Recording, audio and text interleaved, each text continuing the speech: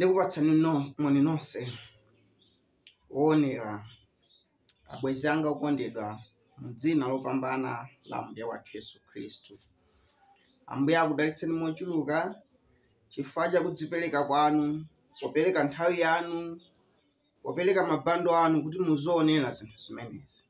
Ambuye adalitse pa chimenecho, ndipo chimene chili pa mtima panu Ambuye apereke. Makamaka chimenechi chimene chili moyo osatha ndiye chofunikira kwambiri. Tiyeni timenyere, tichikwatule, tichipeze. Kwa inu amene matonera pa TikTok, pa Facebook, pa Instagram komanso pa YouTube, nimafunani kulangizeni kuti mukadajoyina pa grupu ya WhatsApp. Chifukwa pa grupu pamenepa pamatumizidwa ma video ambiri ngati mapati 2 ena otsatira ambiri kusiyana ndi ma platform amene. Chifukwa cha kuchepekedwa kwa bando chifukwa zimakhala mwachoncho. Ndiye mukakhala kuti muli pa WhatsApp paja, muzipezana kuti palibe kazi kuphonyani, komanso muzipeza mauthenga ena ambiri ochuluka abwino kuposa amene mapeza ma channel amene. Nambala timapereka ni meneyo, mutipeze mutijoine. Komanso pangani subscribe ma channel onsewa kuti mauthenga azikupeza. Haleluya. Ndiye tisanafike kumaotho olengedwa tingupemphera. Atate athu akumwamba, tikuyitanira pa mzimu wanu oyera, kuona malonjezano anu kuti pali awiri atatu nasonkhana m'dzina lanu mudzakhala pompo. Tikupempha kupezeka kwanu mmene mu dzina la Yesu Khristu pempha zonse m'chiyamiko. Amen. Tiwerenga Bible athu buku la Mateyu 5 kuyambira verse ya 11 kulekeza 12.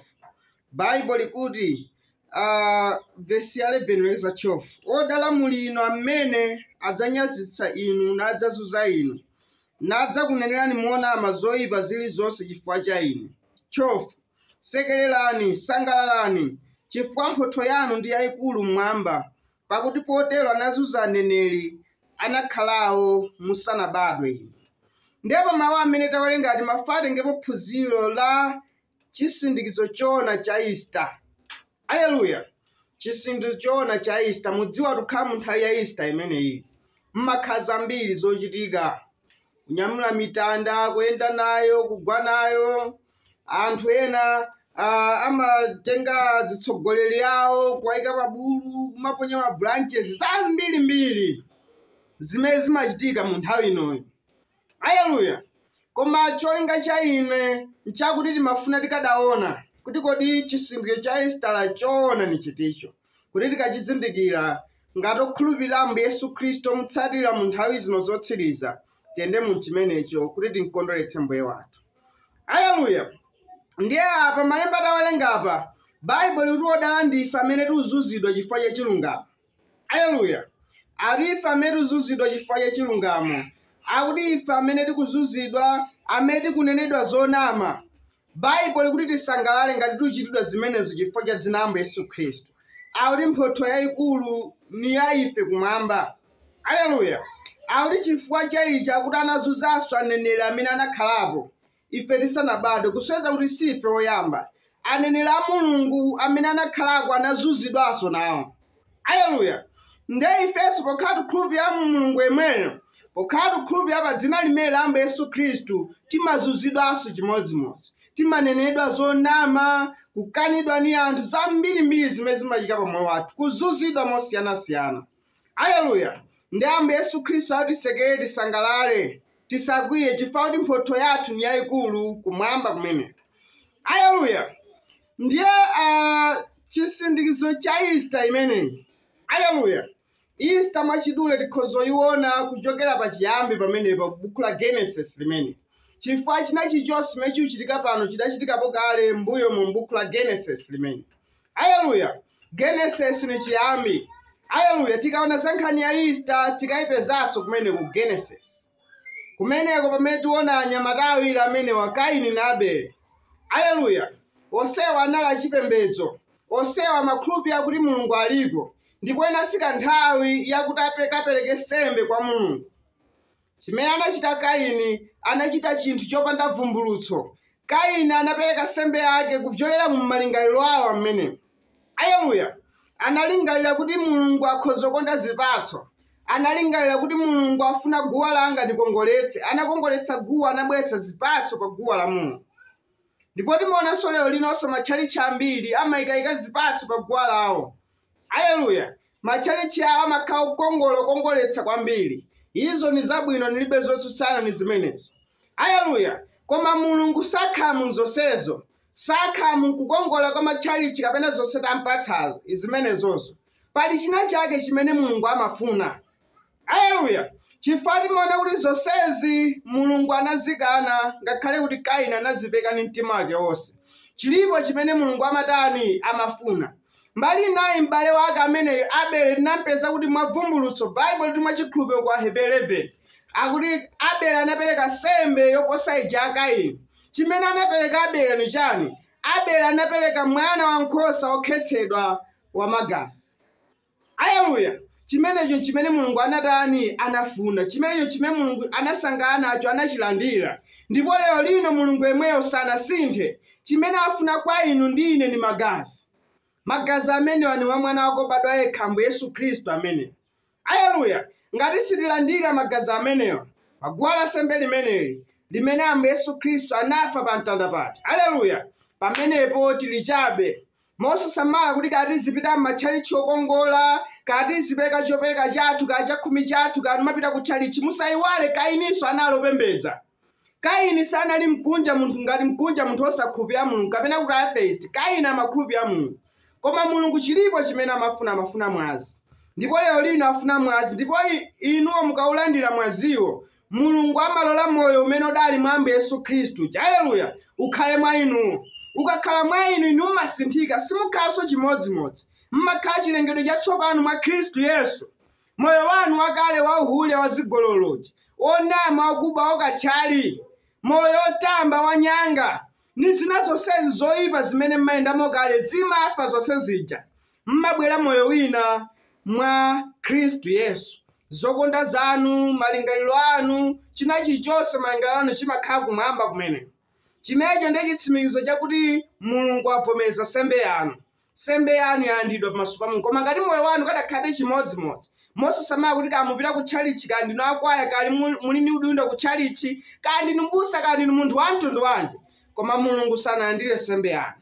Ndipo pa tsiku limenelo akakukanani. Chifukwa Ambuye Yesu Khristu ati si Yesu amati kwa ine Ambuye, Ambuye akale ufumu wakumwamba, koma yekha amene amachita chifuniro cha Mulungu. Mulungu anakana Kaini, nuvomera ya Abele. Haleluya! Ndiye zitatero pamene paja. Haleluya! Nkhwidzi inampeza Kaini pona kuti nsembe yake yakanidwa ya m'bale wake yalandiridwa. Haleluya! Anakhala odzadza ndi nkhwidzi, ni umbombo, ni kudzikonda, ni kunyada. Haleluya! Anali ndi mzimu wodzikuza otero kuti mpaka anamupha m'bale wake chifukwa cha nsanje. Haleluya! Anali wasanje chifukwa chona kuti Mulungu walandira nsembe ya m'bale wake imene. Haleluya! Nde nkhani imeneyi sinali yovuta. Chimene chimasweka Kaini achite, haleluya, ni kungozindikira kuti Mulungu avomereza nsembe ili imeneyi. Afuna magazi ankhosa. Kupembedza kuona tatani takudziwa. Haleluya! Basi achite muri mmene mu chifukwa Mulungu adamuwuza Kaini kuti kodi Kaini udachita ngati mmene m'bale wako achitiramu. Kodi sindingakulandire? Koma ayi, Kaini anali onyada, anali odzikonda. Ine nabweretsa zimenezi basi. Inu mulandira ziti zimene. Samafuna achite mmene Mulungu amafunira.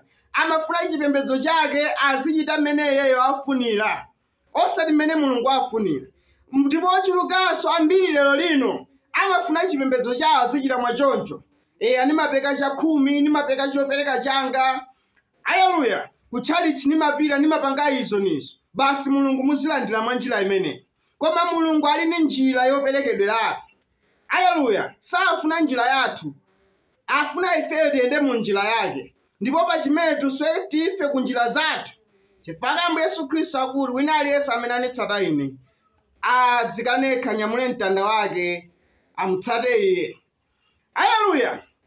Ndiye Kaini amafuna alandiridwe mmene iye afunira chipembedzo chake. Chipembedzo cha Mulungu sichiyenda mwachoncho. Mulungu amafuna ife tizichita mmene iye afuniramo. Nkhani yenu ndine nkudzichita salenda.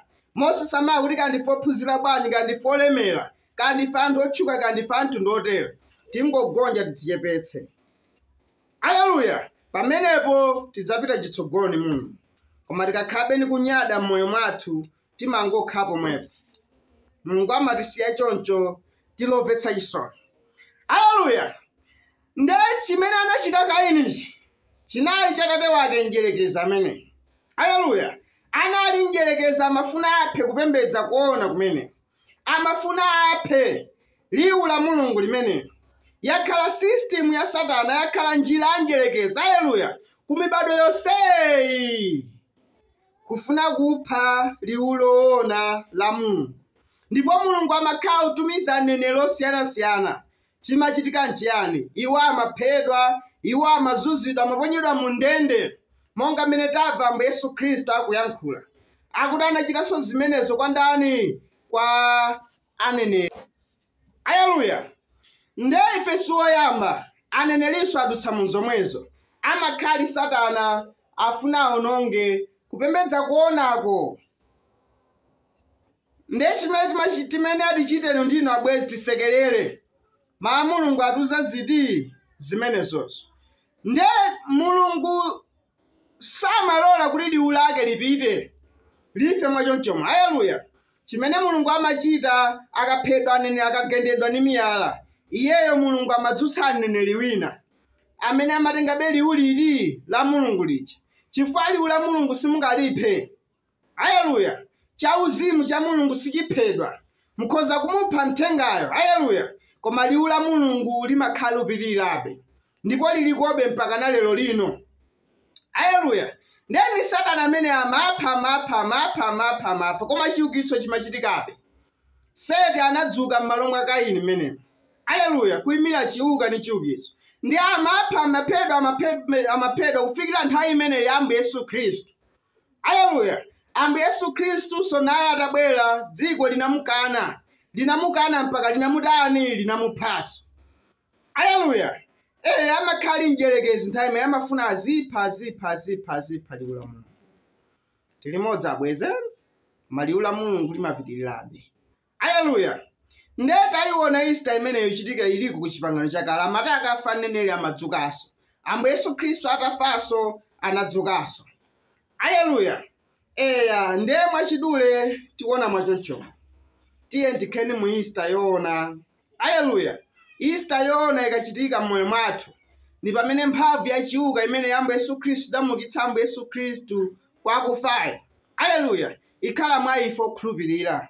Namanyezimitsa moyo wake mu moyo mwathu. Kati nyamula mtanda ligwa nawo. Kati kwapulidwa tichidwa izo nizo. Koma ngati ukhabe moyo ochima zipindula chani? Haleluya. Kati enda nawo munsewu ngati libe ni zigorudzwa kuti lili nchibwezi kwakuti. Ni masurabe, ni mamwabe, ni machovabe njuga. Olo muziyenda misewu muthamangemo. Namathamanga mowa uli mumimba. Utsi wayenda kale mmutumu. Zipindula chani? Mufoni mumulima pono. Haleluya. Zinthu zonyasa zaumve zili mufoni mmene. Mudziwa kuti munuthamanga chonchi koma mumulima nambala achibwezi. Numaseva mayina kuti inzano asadziwe. Nambala achibwezi umaseva dzina lina lake lakuti munthu asazidike. Ndiye numathamanga zipindula chani? Haleluya. Ndero ene alikhale mu Easter yoona abwezi. Easter yoona ni pamene mphamvu ya chiuka idamukitsa Ambuye Yesu Khristu. Itukitsa so ife. Itukitsa ku moyo wathu akufa wa uchimo. Timayenda mochi. Na amayenda mu moyo watsopano ogonjetsa tchimo. Wakudani kumachitira umboni kuti koma uyu kale adalichi. Pano alichi. Mulungu amasinthadi. Akuchitira umboni za moyo wathu. Ambuye akudalitseni tipitiriza gawo 2 kutsogolo kutipempheni. Atatu wathu akumwamba tikuyamikani tikuthokozani chifukwa cha nthawi yamtengo wapatali. Dalitsani mawu anu adzodzeni ku miyoyo yathu. Mulole tiyende mu chimenechi. Easter yeniyeni ichitike mmoyo mwathu. Mene mu dzina la Ambuye Yesu Khristu pempha zonse chiyamiko. Amen. Mulungu kuzibisa yeka mukukweka. Ndiponso wakuziulula mukukweka momo. Kuti ulingirire sunga mumvese yae. Ndichifukwa zimampanga kukhala wankulu.